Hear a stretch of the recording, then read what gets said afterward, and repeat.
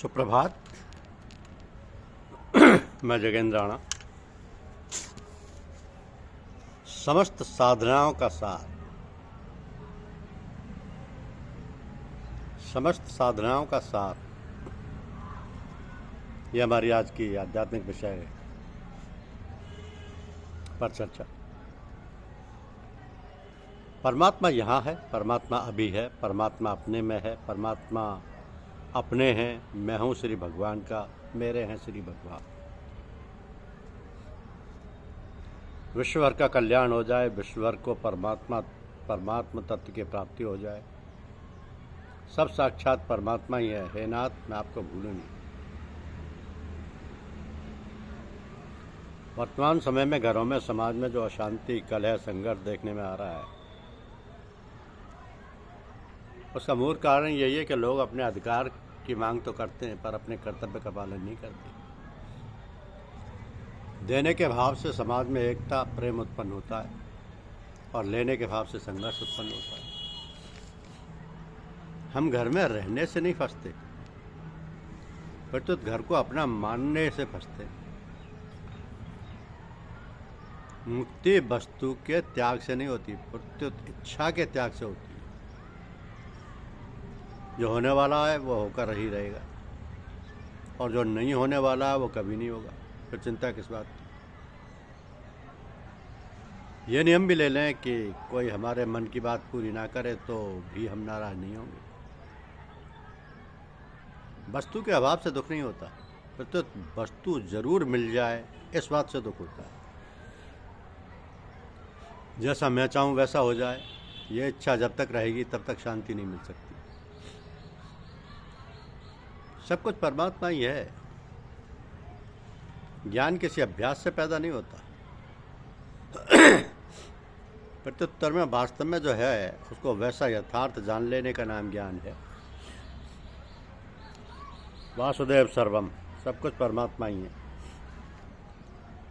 ये ज्ञान वास्तव में है ही ऐसा। यह कोई नया बनाया हुआ ज्ञान नहीं है, फिर तो स्वतः सिद्ध है। अतः भगवान की वाणी से हमें इस बात का पता लग गया कि सब कुछ परमात्मा ही है। ये कितने आनंद की बात है। ये ऊंचे से ऊंचा ज्ञान है। इससे बढ़कर कोई ज्ञान है ही नहीं। कोई भले ही सब शास्त्र पढ़ ले, वेद पढ़ ले, पुराण पढ़ ले, पर अंत में यही बात रहेगी कि सब कुछ परमात्मा ही है। क्योंकि वास्तव में बात है ही यही। संसार में प्राय कोई भी आदमी ये नहीं बताता कि मेरे पास इतना धन है, इतनी संपत्ति है, इतनी विद्या है, इतनी कला कौशल है।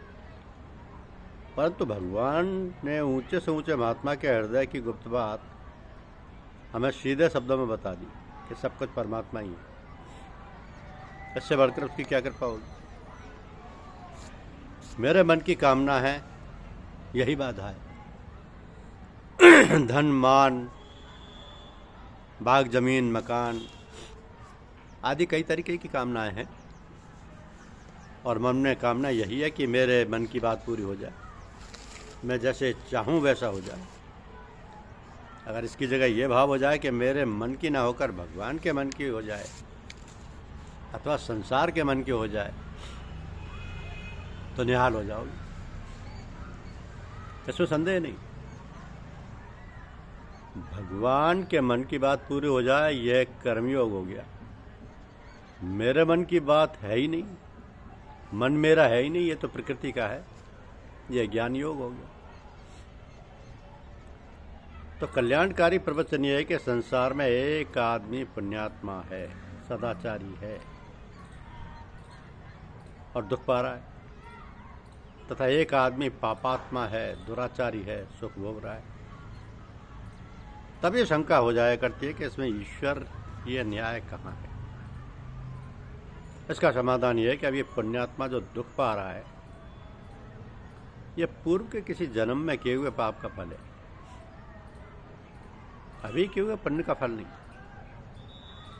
ऐसे ही अभी पापी जो सुख भोग रहा है, वो भी पूर्व के किसी जन्म में किए हुए पुण्य का फल है।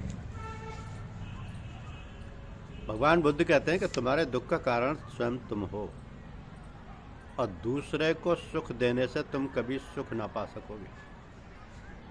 दूसरे को दुख देने से तुम कभी सुख ना पा सकोगे।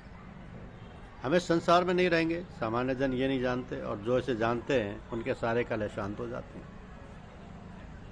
शत्रुता से शत्रुता समाप्त नहीं होती, क्रोध से क्रोध समाप्त नहीं होता, वैर से वैर नहीं मिटता।